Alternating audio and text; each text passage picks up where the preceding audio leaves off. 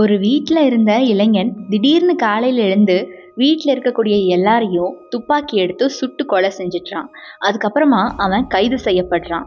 அந்த வீட்டிற்கு அடுத்து குடி வந்தவர் எடுத்த ஒரு புகைப்படம் பல ஆண்டுகளாக வைரலாக பரவி வருது. அப்படி என்னதான் இருக்கு அந்த புகைப்படத்தில்? இந்த ஒரு புகைப்படம் தான் இந்த உலகத்தையே அதிர வச்சிருக்கு. இந்த புகைப்படத்திற்கு பின்னாடி அப்படி என்னதான் இருக்கு? இந்த புகைப்படத்திற்கு பின்னாடி அப்படி என்ன மர்மமான கதை இருக்கு அப்படிங்கிறத இந்த வீடியோவில் ஃபுல்லாக பார்க்கலாம் வாங்க. இந்த புகைப்படத்தில் இருக்கக்கூடியது குழந்தையா பேயா? ஹாலிவுட்ல பல்வேறு பேய் மற்றும் அமானுஷ்யம் நிறைந்த பேய் படங்களை நீங்க பார்த்துருப்பீங்க. அப்படியாக கடந்த 2005ஆம் ஆண்டு வெளியான திரைப்படம் தான் அமிட்டிவில் ஹாரர். இந்த திரைப்படம் ஒரு உண்மை சம்பவத்தை தழுவி எடுக்கப்பட்டது அப்படின்னு சொன்னா உங்களால நம்ப முடியுதா? உண்மையிலேயே அந்த வீட்டில் என்ன நடந்ததோ அது அந்த திரைப்படத்துல வரும் காட்சிகளை விட கொடூரமானதாகவும் திகில் நிறைந்ததாகவும் இருக்குமா? இதற்கு முன்னாடி இப்படி ஒரு சம்பவத்தையே கேள்விப்படாத நமக்கு இது தெரிஞ்சதும் ஒருவித பயத்தை ஏற்படுத்தி இருக்கு. இதுதான் இந்த மாதிரி ஒரு திரைப்படம் எடுக்கவும் காரணமா அமைஞ்சிருக்கு.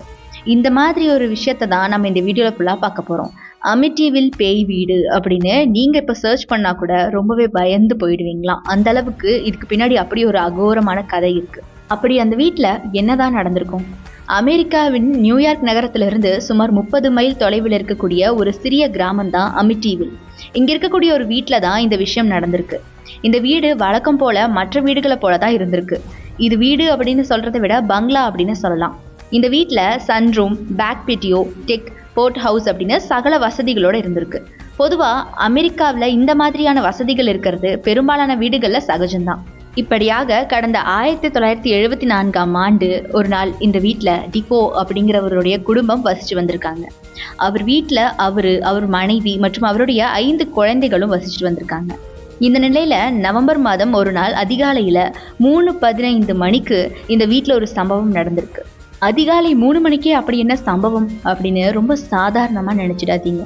நடந்தது மிகப்பெரிய மர்மமான கோரமான சம்பவம். டிஃபோவின் 23 வயது மகன் ரொனால்டோ டிஃபோ அதிகாலை 3:15 மணிக்கு எழுந்து வீட்டில் இருந்த 0.35 மில்லிமீட்டர் துப்பாக்கியை எடுத்து வீட்டில் இருக்கக்கூடிய எல்லாரையுமே அவங்களுடைய அறைக்கே சென்று தூங்கிட்டு இருக்கும் போதே கொன்னு இருக்காரு. சுட்டு கொலை செய்யறது அப்படிங்கிறது சாதாரணமா இருக்கலாம், ஆனா தூங்கிட்டு இருந்தவங்களை அப்படியே சுட்டு கொல்றது எவ்வளவு கொடூரமான விஷயம். என்ன நடந்திருக்கும் அப்படின்னே தெரியாம அந்த வீட்டில் இருக்க எல்லாரும் செத்து போயிருக்காங்க. அவரு தன்னுடைய தாய், தந்தை மற்றும் கூட பிறந்த 4 பேரோட சேர்த்து 6 பேரை கொலை செஞ்சிருக்காரு. இந்த தகவல் அதிகாலையே போலீசாருக்கு தெரிஞ்சு போலீசார் சம்பவ இடத்திற்கு வந்து அங்க இருக்கக்கூடிய ரொனால்டோவை கைது செய்யறாரு. அவர்கிட்ட போலீசார் விசாரிச்ச போது தன்னை ஏதோ ஒரு குரல் அப்படி செய்ய சொல்லி வற்புறுத்தியதாகவும் அது தன்னை மூளை சலவை செஞ்சு அப்படி செய்ய வச்சுட்டதாகவும் வாக்குமூலம் அளிச்சிருக்காரு. ஆனா போலீசார் தரப்பு பாத்தீங்கன்னா இவர் தண்டனையில இருந்து தப்பிக்க தான் ஏதோ பொய் சொல்றாரு அப்படின்னு நினைச்சுக்கிட்டாங்களாம். 6 பேர் கொலை நடந்ததால அந்த பகுதியில அந்த வீட்டை ஒரு பயங்கரமான வீடாகவே பலர் பார்த்துட்டு வந்தாங்களாம். வீட்டுல இருக்கக்கூடிய எல்லாருமே இறந்துட்டாங்க அப்படிங்கிறது எவ்வளவு பெரிய விஷயம். அது மட்டும் இல்லாம அதுக்கப்புறமா ரொனால்டோ சிறைக்கு போயிட்டதால அந்த வீட்டுல யாருமே வசிக்கலையாம். வீடும் பராமரிப்பு இல்லாம பாலடைஞ்சு போயிருக்கு. கோர்ட்ல ரொனால்டோ மீது நடந்த வழக்குல அவருக்கு 6 ஆயுள் தண்டனை கிடைச்சிருக்கு. The Long Island man convicted of murdering his family in Amityville, New York, died in prison. இதற்கிடையில இவர் சிறைக்கு சென்று, அதாவது குறிப்பிட்ட கொலை சம்பவம் நடந்து இந்த வீடு பராமரிப்பு இல்லாம போனதால அந்த வீடு விற்பனைக்கு வந்திருக்கு. 1975ஆம் ஆண்டு ஜார்ஜ் லட்ஸ் அப்படிங்கிறவரு இந்த வீட்டை விலைக்கு வாங்கியிருக்காரு. வீட்டை வாங்குறதுக்கு யாருமே முன் வரலையாம். அதனால இந்த வீட்டுடைய மதிப்பு ரொம்பவே குறைஞ்சு போயிருக்கு. கிட்டத்தட்ட இவ்வளவு பெரிய பங்களாவை வெறும் 80,000 அமெரிக்க டாலருக்கு ஜார்ஜ் லட்ஸ் வாங்கியிருக்காரு. அவர் தன்னுடைய மனைவி கேத்தி மற்றும் மகன்கள் டேனியல் மற்றும் கிறிஸ்டபரோட இந்த வீட்டிற்கு குடி புகுந்திருக்காரு. குறைந்த விலையில வீடு வாங்கிட்டு செட்டில் ஆகிட்டதான் நினைச்சு லட்ஸ் ரொம்பவே சந்தோஷப்பட்டு இருந்திருக்காரு. ஆனா அந்த சந்தோஷம் வெகு நாட்களுக்கு நிலைக்கல. வீட்டிற்குள்ள அவங்க குடி வந்ததும் ஏதோ ஒரு வித்தியாசமான விஷயங்கள் எல்லாமே உணர தொடங்கி இருக்காங்க குடும்பத்தினர். அவங்கள யாரோ கண்காணிக்கிற மாதிரியே அவங்களுக்கு தோண ஆரம்பிச்சிருக்கு. அவங்கள சுற்றி யாரோ ஒருத்தர் இருக்கிற மாதிரியே அவங்களுக்கு உணர்வுகள் வந்திருக்கு. இது மட்டும் இல்லாம தினம் தினம் ஏதோ ஒரு விஷயம் வித்தியாசமா நடக்க துவங்கி இருக்கு. லட்ஸ் அவர் வீட்டின் சுவர்கள்ல இருந்து பிசுபிசுப்பான ஏதோ ஒரு விஷயம் வெளியேறத கவனிச்சிருக்காரு. அது என்னன்னு அவருக்கு புரியல. அதற்கப்புறமா அவர் வீட்டுக்கு பக்கத்துல இருக்கக்கூடிய பன்றிகள் கூட யாருமே இல்லாத வீட்டை உத்து பார்த்து மிரண்டு போயிருமா. அதன் கண்கள்ல சிவப்பு நிறங்கள்ல ஏதோ தெரிஞ்சிருக்கு. ஆனா இவர் பார்க்கும்போது வீட்டுக்குள்ள எதுவுமே தெரியலையாம். இதை விட உச்சக்கட்டமா லட்ஸ் இரவு தூங்கும்போது ஒரு முறை அதிகாலை நேரத்துல முழிப்பு தட்டி எழுந்திருக்காரு. அப்போ அருகில படுத்திருந்த அவருடைய மனைவி படுத்து தூங்கி கொண்டிருந்த நிலையில அந்தரத்துல மிதந்துட்டு இருந்திருக்காங்க. அதை இவர் பார்த்ததும் பதறி எழுந்திருக்காரு. அதுக்கப்புறமா சில நிமிடங்கள்லயே அவருடைய மனைவி மெதுவா படுத்து தூங்கிய நிலையில இறங்கிட்டாங்களாம். அதன் பின் ஒவ்வொரு நாளும் அதிகாலை சுமார் 3:15 மணிக்கு அவருடைய மனைவி எழுந்து ஏதோதோ செய்வாங்களாம். அது அவர் தூக்கத்துல செய்ய துவங்கி இருக்காரு. அவங்க என்ன செஞ்சிருக்காங்க அப்படின்னு கேட்டா அவங்களுக்கே அது தெரியாதான். தூக்கத்துல அவங்க அதை செஞ்சாலும் கூட அதை பார்க்கவே பயங்கரமா இருக்குமா. அதுவும் சரியா எப்பவுமே தினமும் காலையில 3:15 மணிக்கு அதை செய்வாங்களாம். அந்த நேரம்தான் அதே நேரம்தான் ரொனால்டோ தன்னுடைய பெற்றோரையும் உடன் பிறந்தவர்களையும் கொலை செய்த நேரம். இதையெல்லாம் பார்த்து பயந்த லட்ஸ் என்ன பண்றாருன்னா ஒரு பாதிரியாரை அனுப்பியிருக்காரு. அவர் வீட்டிற்கு வந்து பிரார்த்தனை நடத்தினா எல்லாம் சரியா போயிடும் அப்படின்னு நம்பி இருக்காரு. அவருடைய வீட்டிற்கும் அவர் அழைச்சிட்டு வந்திருக்காரு. அவர் வீட்டிற்கு வந்து பிரார்த்தனையை துவங்கிய போது எங்கிருந்தோ ஒரு குரல் சத்தமா கேட்டுச்சான். கோபமா கெட் அவுட் அப்படின்னு ஒரு குரல் கத்துன மாதிரி. இதை கண்டு பயந்து போய் வீட்டில் இருக்கக்கூடிய எல்லாரும் அங்கிருந்து ஓடி இருக்காங்க. இந்த விஷயம் அமிட்டிவில் பகுதி முழுக்க பரவ தொடங்கி இருக்கு. மக்கள் அதிகமா லட்ஸ் வீட்டுல நடந்த சம்பவத்தை பத்தி பேச தொடங்கி இருக்காங்க. குறிப்பா அவருடைய மனைவி அந்தரத்துல தூங்கியபடி இருந்தது, பாதிரியார் வந்தபோது கேட்ட சத்தத்தை பத்தி, பன்றி வீட்டையே பார்த்துட்டு இருந்ததை பத்தி எல்லாம் மக்கள் மத்தியில அதிகமா பேசப்பட்டிருக்கு.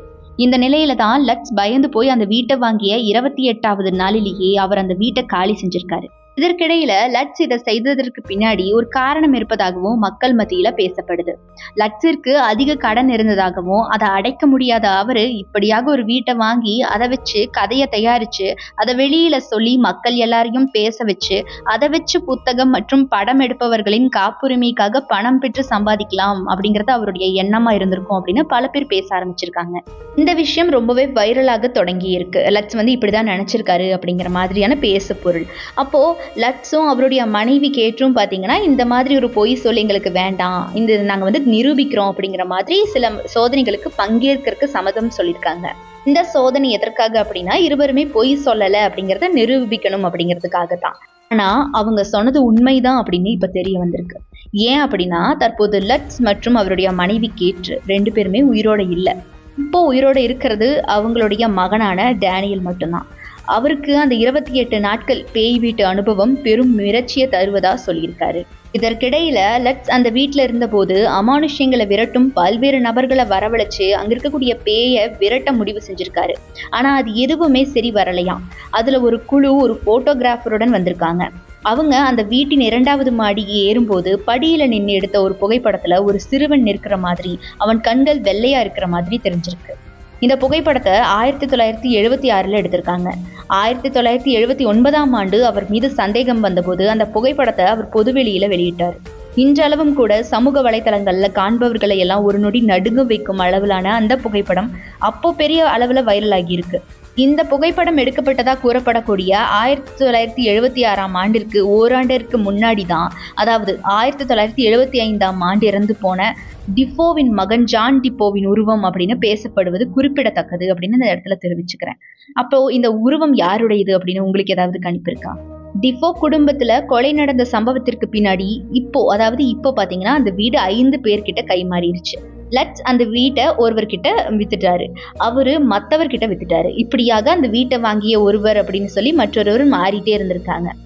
அந்த மாதிரி அந்த வீட்டை வாங்கிய ஒருத்தர் அந்த வீட்டுல எண் 112 அப்படின்னு இருப்பதால தான் பிரச்சனை ஏற்படுதுன்னு சொல்லிட்டு அதனால அதை மாற்ற முயற்சி செஞ்சிருக்காரு. அதை 108 அப்படின்னு மாத்திருக்காரு. அந்த வீட்டின் முகவரி 108 ஓஷன் ஏவ் அப்படின்னு மாற்றப்பட்டிருக்கு. கடைசியா அந்த வீட்டை கடந்த 2017ஆம் ஆண்டு 6.5 லட்சம் அமெரிக்க டாலருக்கு விற்பனை செஞ்சிருக்காங்க.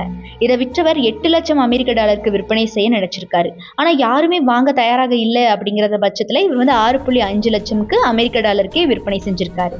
லட்ஸ் குடும்பம் அனுபவிச்ச அமானுஷ்யம் பற்றி அமிட்டிவில் பகுதிக்கே தெரிஞ்ச போது 1977ஆம் ஆண்டு ஜே அன்சன் அப்படிங்கிறவர் அவரை அவங்க சந்திச்ச பல அனுபவங்களை கேட்டு தெரிஞ்சுட்டு இருந்திருக்காரு. அது ஒரு புத்தகமா வெளியிட்டு இருந்திருக்காரு. அதற்கு பாத்தீங்கன்னா தி அமிட்டிவில் ஹாரர் அப்படின்னு அந்த மாதிரி ஒரு புத்தகத்துக்கு பெயரும் வச்சு வெளியிட்டு இருந்திருக்காரு. அந்த புத்தகம் வெளியான புதிதுல மிக பயங்கரமான விற்பனையாகி இருக்கு. பலர் இந்த புத்தகங்களை எல்லாம் தேடி பிடிச்சு வாங்கி படிக்க தொடங்கி இருக்காங்க. பின்பு இந்த புத்தகம் 1979ஆம் ஆண்டு ஒரு திரைப்படமா எடுக்கப்பட்டு ஹிட் ஆகி இருக்கு. அதுக்கப்புறமா அந்த திரைப்படம் 2005ஆம் ஆண்டு ரீமேக் செய்யப்பட்டிருக்கு. இன்னைக்கு வரைக்கும் இந்த கதையை மையமாக வச்சு 18 திரைப்படங்கள் வந்திருக்கு. இன்னைக்கும் அந்த வீட்டில் யாருமே தங்குறது இல்லையா. எல்லாருமே சொல்கிற விஷயம் ஒன்றே ஒன்று தான், எங்களுக்கு எங்களுடைய உயிர் மேலே பயம் இருக்குது, ஆசை இருக்குது அப்படிங்கிறது. இந்த வீட்டை வாங்குறவங்களும் பார்த்தீங்கன்னா ஒரு ஆர்வத்தில் வாங்கிட்டு அதுக்கப்புறமா அதில் தங்க பயந்து போய் சில ஆண்டுகள்லேயே வேறு வேறு ஆட்களுக்கு விற்பனை செஞ்சுட்டு போயிடுறாங்களாம். இப்போ வரைக்கும் தி அமிட்டிவில் ஹாரர் மர்மமான விஷயமா தான் பார்க்கப்பட்டு வருதே தவிர அந்த புகைப்படத்தில் இருக்கிறது யாரு என்ன, அப்படி கெட் அவுட் அப்படின்னு சொன்ன அந்த குரல் யாரோட தான் இருக்கும் அப்படின்னு நிறைய கேள்விகளையும் சந்தேகங்களையும் தான் எழுப்புதே தவிர அப்படி அந்த அமானுஷ்யம் எதை பற்றியது, அதற்கு பின்னாடி அப்படி என்னடா கதை இருக்குங்கிறத இன்னைக்கு வரைக்கும் யாராலையும் தெளிவாக சொல்ல முடியலை. உங்களுக்கு இந்த விஷயத்தை பற்றி என்ன தோணுது அப்படிங்கிறத மறக்காம கமெண்ட் பாக்ஸில் கமெண்ட் பண்ணுங்கள். இந்த வீடியோ கண்டிப்பாக உங்கள் எல்லாருக்கும் பிடிச்சிருக்கும், இன்ட்ரெஸ்டிங்காக இருந்திருக்கும் அப்படின்னு நம்புகிறேன். நம்மளுடைய அரண் யாதனல் சேனலை சப்ஸ்கிரைப் பண்ணி சப்போர்ட் பண்ணுங்கள். தேங்க்யூ.